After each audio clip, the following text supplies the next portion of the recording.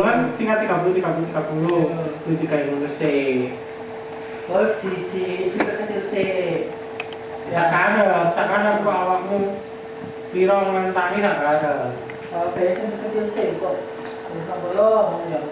Kalau misalnya ini kok gak iso misalnya iki 130 iki makin piro kan ya tak iso. Berarti iki kudu kok rentangnya padha. Kudu padha rentangnya. Iki kan, iki dari iki. Nah, iki kudu padha kabeh. Iki kudu padha kabeh. Nah, iki rentangnya kudu sikat.